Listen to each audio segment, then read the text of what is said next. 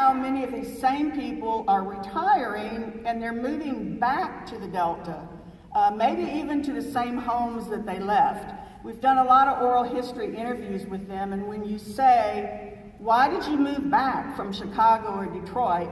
The answer has always been, well, we raised our families in the North, but Arkansas has always been our home, and we want to live out the rest of our lives in the Delta. So some great stories that can be told at the Lakeport Plantation. And then, as Rex mentioned, our newest project is the Dice Colony and Johnny Cash Boyhood Home. A lot of people think of this just as a Johnny Cash Boyhood Home. A lot of people come there, particularly from Europe, with the idea that they're coming just to see the Cash home. What they don't realize until they get there is that the Dice Colony was the largest agricultural resettlement colony in the nation during Roosevelt's New Deal. Roosevelt took 16,000 acres of land. He converted that, or they converted that to 20-acre farms and recruited 500 farm families from all over the state of Arkansas, all 75 counties, who were relocated here to give them a new start in life. These were farmers that had lost their land, or they'd been wiped out by the 1927 flood or by the drought or whatever. So the Johnny Cash family was among those families who were relocated to Dice, and Johnny Cash grew up there. He arrived there when he was 3 years old in 1935, and the family lived there until the early 50s, and of course Johnny lived there until he graduated from high school in 1950 and went into the service. So we opened this site in 2014. Already it's drawing it's drawing visitors from, I think the other day we looked and we've had like 52 countries that have visited. It's also big business for the Delta. We've been talking about economic development, and our projections are that when we're up and fully operational, this site is going to attract about $10 million annually in direct tourism income. And now a lot of people ask me in the Delta, well, where's all that money going to go? Who's going to get that $10 million? And this is, I think, the key piece to remember about tourism. It's not your normal industry where you have a plant that's producing a certain amount of widgets per day that you can count the impact. What you have is a collection of industries that serve tourists. So for instance, if visitors come to Dice, but and this is nothing against Memphis, Tennessee, but Memphis, Tennessee is 50 miles away from us. If they spend the night in Memphis, eat breakfast in Memphis, then drive to the Johnny Cash Boyhood Home and tour it, and then race back to Memphis in time for lunch, we haven't accomplished anything. So it's real, and Memphis is going to get a big chunk of that $10 million. So a big part of what we have been doing is working with the region to help make sure that everybody is ready for tourists and that they have attractions that they can tie into. We have our first Johnny Cash Heritage Festival coming up in October. This is going to be a festival that is 3 days. It's going to be in Dice, which is a town of 415 people. And it's going to be in the field adjacent to Johnny Cash's Boyhood Home with performers such as Roseanne Cash and Chris Christopherson and others. And I bring up this festival not just because it's a shameless plug for you all buying tickets for the festival, but I bring it up because this festival means that it is essential that we partner with all of the communities around the Delta region. So we're working with Marion, West Memphis, Osceola, Blytheville, and Jonesboro, who are going to be providing lodging for the people that are coming to this festival, who are going to be opening their restaurants. Certainly the town of Wilson will be getting a lot of business in their restaurant there. But the important thing that partnerships are the key to heritage tourism in the Delta. And I'm not really just talking about partnering with the people in your own geographic region or your own city, but also partnering thematically. And you've heard a lot of that today. Bicycle trails, Rex's Tamale Trail, and all of his other food trails for all the foodies in the world. The music trails, biking, birding, all of these trails are themes that you can tie into. If you have some of these attractions in your community, it's important that you link with others who also have similar attractions. And so it's why for the blues we link with Memphis and with Mississippi. We can't just be isolated in terms of heritage tourism. So I would leave all of you with the challenge that you look at the opportunities in your community for what you might have that would be of interest to visitors, and that you develop that opportunity and that you promote it to the rest of the world, because the Delta really does still matter, and I think it's critical that we share that with the rest of the world. So thank you.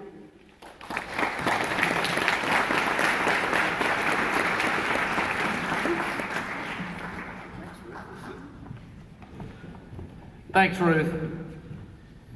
You know, again, in talking about what we have and promoting what we have a beautiful part, not just of the state, but of the country. When Doug was talking, you heard a little bit about the big woods of Arkansas, what Faulkner called the big woods that used to run down both sides of the Mississippi River from southern Illinois to the mouth of the river in Plaquemine Parish, Louisiana. Most of those woods are now gone. The largest remaining tracts happen to be right here in the state of Arkansas, and that area has been declared an internationally significant zone, right up there with the likes of the Amazon, internationally significant. The Nature Conservancy does so much good work in preserving places like this, not only in Arkansas, but across the country and around the world. But I'm pleased to say that one of the strongest chapters anywhere of the Nature Conservancy is the one right here in Arkansas. Scott Simon does work in the entire state. They've done great things up in the Ozarks and places like the Kings River, but they've especially done great things here in the Delta, preserving land that, as I said, has been declared internationally significant. So as we understand what we have here in the region and how to capitalize on it, and as we celebrate what we have, and as we near the end of the afternoon, I think it's a good time to talk about our natural resources and how we're conserving them. So let's welcome Scott Simon from the Nature Conservancy. Scott?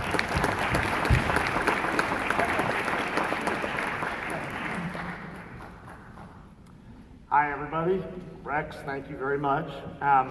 Thanks, Raymond Abramson and Ritter Arnold, for hosting this, and also Simmons. Also want to thank Simmons for lending your incredible executives to so many of our nonprofits to help us be more effective for our communities. Freddie Black, who leads Simmons for Arkansas, was the board chair of the Nature Conservancy for many years, made it much more effective, so thanks, Freddie. I'm here with one of my colleagues, Jason Milks, who's our Delta program manager.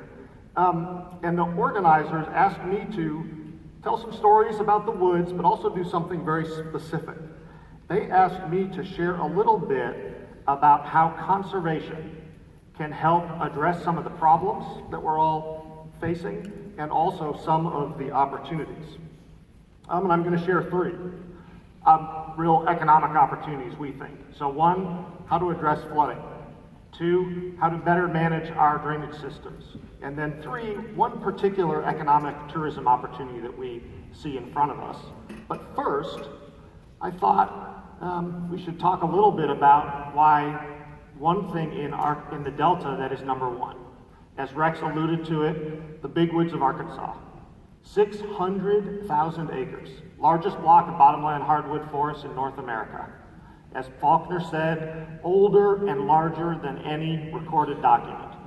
20 different distinct forest types that sort themselves out over like 8 inches of elevation from the swamps to the flatwoods. Filled with wildlife, filled with game species. But it is really the rivers themselves that harbor so much of our biological diversity, hidden underneath the water, the rivers that feed these woods. Incredible fish populations, both in their size, in individual size, but also in abundance. I mean, the abundance of our fish rivals some of the Amazon rivers, no joke. And great diversity, 200 species of fish and mussels. 80% of all the fish and mussels in the entire Mississippi River Valley can be found in our few rivers in the Arkansas Delta.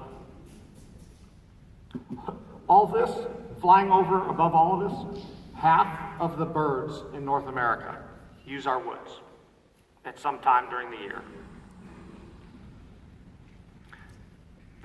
One of the greatest migrations on Earth. Millions and millions of geese and ducks make their way through Arkansas in the winter. But obviously we know around a lot of this incredible natural diversity is quite a bit of heartache, and nature can be rough. And so the conservation community has been asking itself, well, what can we do? How can we use nature to be more helpful to the families and the businesses and the communities that are really hurting at different times of the year? And what we found is we can really do quite a bit. The conservation community in Arkansas, this is something else we're number one in, is really one of the most cohesive and cooperative in the country. We enjoy working together, there's a lot of tag teaming, and we can really get a lot done. And it really focuses around the Natural Resource Conservation Service and private landowners working together to restore the woods. So number one in our list of things to talk about is giving the floodwaters, giving the water a place to go that's a little better, so that there is less of an impact on our local communities, on our businesses, on our farms.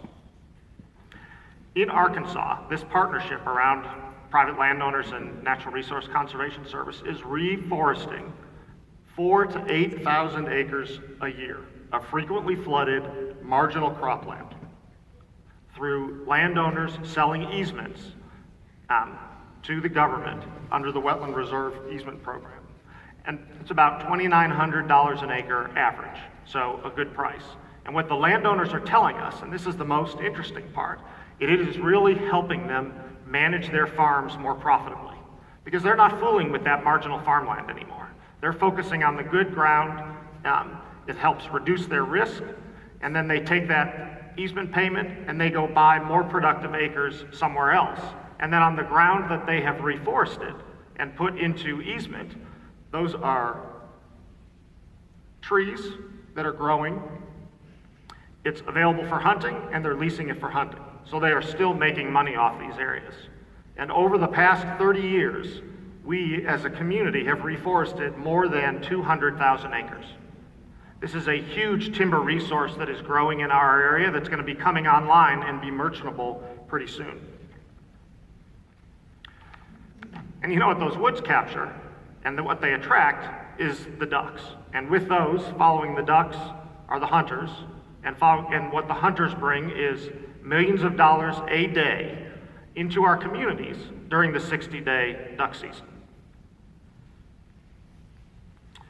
But make no mistake about it, the Nature Conservancy is all about the intensification of agriculture and really prioritizing both of those things at the same time. And I just wanted to recognize Delta Plastics and their irrigation efficiency software that they make available to all farmers, because this helps those landowners run their farms more profitably, helps them save money, helps us all save water. Well, it's sort of interesting. There's another component to all this, and let me give you some background on number two. We would have thought after we reforested 200,000 acres that it really would have reduced some of that soil loss, improved water quality, and our rivers would be less muddy. This is a picture of the Cache River flowing into the White River. But what we found was it wasn't enough. And so the partnerships asked us, well, why? Why do you think this is happening? Where's this sediment coming from? So we did a study. Natural Resource Commission paid for it to identify some of the subwatersheds and where the dirt and the soil was coming from. And just take one example. At Swan Pond Ditch in northeast Arkansas, using continuous monitoring, during high peak flows, 2 tons of soil is in that water, eroded off the nearby landscape per minute. 2 tons of soil. Well, where's this coming from? Well, think about how our ditch system works and our drainage system works. Mother Nature, she loves a curvy line. And when it floods, and this is an example from the Walla Walla River in Washington, and when it floods, she does not care about our straight lines. That river's going to do its thing. Water has a specific way of physics and rivers curve. And so in each one of those bends, it's going to pull out a bunch of sediment and send it downstream. And so the partners looked at us and said, well, could we build a ditch that would still convey floodwaters, that wouldn't impact, neighboring private landowners, but would not erode? And so we said, well, we don't know. Let's buy a farm with a ditch and let's try it. That's what we did, bought a 2,800 acre farm. It had several miles of ditches on it. This one's about a mile. And then we redesigned a meandering natural stream channel along the ditch. Guess what? It totally worked. We monitored water, total suspended sediment for a year before the construction project, and a year afterwards, 98% reduction. Because the river was operating in a channel that followed the physics of water. So then the partners said, well, that's neat, but let's work on a big ditch with the same principles and results occur. And so we worked on the lower Cache River restoration with the Corps of Engineers, Game and Fish Commission, Ducks Unlimited. City of Clarendon was the local sponsor to move that stream out of its large ditch and into the nearby natural channel. 2-year construction project. And we also saw significant reductions in sediment as the river carved its new channel with new pools and new riffles. Significant reduction in sediment in the channel and downstream. Well, now Natural Resource Conservation Service is working with a variety of landowners on about a half dozen projects like this. Some have recently been completed, where the landowners are using wetlands and floodplains more creatively to manage their sediment. So this segues into problem number 2, shifting upstream to really the more productive agricultural land. And what we are hearing from landowners is that managing the thousands of miles of ditches in the Delta is a substantial burden, almost too much for the drainage districts and the landowners to handle. And so let's review a little bit about our current system of how we do this. Here's a typical ditch on a tributary of the Cache River. It's getting a little narrow. We dig it out, we widen it, we deepen it, we pile the soil nearby up on the banks. And then when it rains and floods, some of that soil comes back in, but we noticed something really interesting when we really started looking at these ditches. There is a low flow channel with a little stream that's trying to carve a meandering channel in the wider ditch. And then, when it floods, all of that sediment gets active, and it's all in the water column. The flooding is eating away at the banks. And then when the flooding's over, it's going to get deposited somewhere, usually downstream on a neighbor's property as a big flood, causing a problem for them. It's all connected. To make it even a little more challenging, all that sediment from all these tributaries, when it gets in our bigger rivers, like the Black River and the Cache and Bayou de View, it's more sediment than the river can handle. And when a river's got too much sediment, it starts migrating side to side faster than normal, eating away tens and hundreds of feet of bank a year. That's not natural. And that's an additional impact on private landowners that are trying to farm near those rivers. Well, there's some interesting examples from other parts of the country on how to deal with challenges like this. In Indiana and Ohio, those communities have developed something they call the two-stage ditch, where there is a natural low-flow channel at the bottom of the ditch, but the ditch is wider, and it's got a little floodplain and room for it to flood with a shallower slope. It costs about $10 a linear foot versus $3 a linear foot for regular maintenance.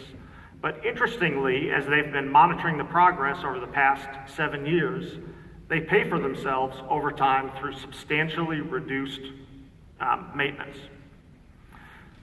Notre Dame is doing the monitoring and the research on this and find substantially reduced amount of sediment erosion, substantially reduced amount of nitrogen and phosphorus getting into the rivers, and as you know, the landowners like it because eventually over time it saves money.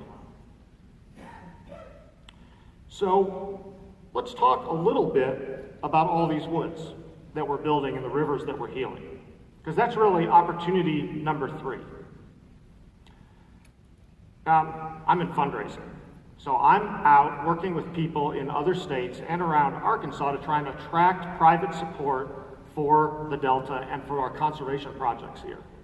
And what we find is when people from other states come to Arkansas and they get to canoe or kayak through these streams, through the woods, they fall in love. It is a spiritual experience for people to be near cypress trees that were 500 years old at the time of Columbus, 1,000 years old. And there is a group who's trying to take advantage of these natural resource opportunity and package it into a tourism industry. Debbie Doss with the Arkansas Canoe Club and Kirsten Bartlow with the Arkansas Game and Fish Commission have established an Arkansas water trail system. With a half dozen of these trails in the Delta. This is a picture of the Bayou de View water trail. And this is something occurring throughout the country, these water trails. This picture is from the Roanoke River in North Carolina, where they've been doing this for about 20 years, and they have a system of camping platforms, either floating or stationary, that people stay in overnight on multi-day trips through the woods. And I've gotten to visit there, and I gotta tell you, our woods, our Delta, it's like 100 times prettier than theirs. So to test it in typical Nature Conservancy style, the Canoe Club built a floating camping platform on our property, the Ranch North Woods Preserve, and in Little Rock along the Little Maumelle River, just to test if people would use it, and people are using it, and they enjoy it. So a few months ago, we acquired a 20-acre piece along Bayou de View, just north of Highway 38, for the Arkansas Canoe Club to build additional camping platforms here to make it easier for people to access Dagmar Wildlife Management Area and Benson Creek Natural Area owned by the Natural Heritage Commission and Cache River National Wildlife Refuge. So we really give people that unique experience of getting into the woods. And to close out, I think there is a tourism business opportunity to be had. If anybody would like to talk about it or would like a nonprofit partner, we're really looking for somebody to provide canoes, guide service, shuttling for people to access the woods and the streams. So in closing, we think those are 3 ways that conservation and celebrating what's so spectacular about the Delta, which what we're number 1 in, natural resources, can help us solve some of our problems and create new opportunities. Give the floodwaters a place to go that improves the efficiency of producers' farms. Reduce the costs in ditch maintenance, reduce sediment, and bring more tourists to the Delta to bring more money to our community. So all of this for a more prosperous and economically sustainable Delta, and we are just really honored to get to work with so many of you on this. So thanks for what all of you do for conservation.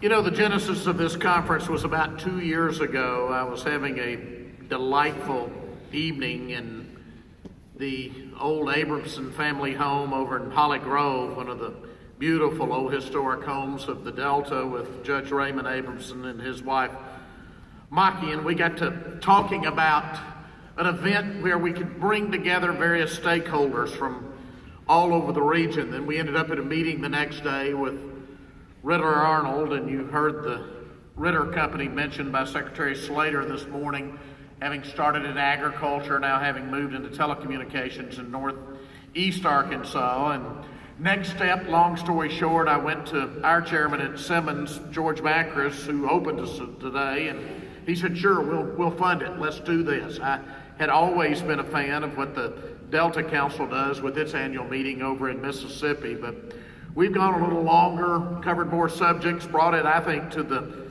next level. Ritter's wife was unfortunately in an automobile accident recently.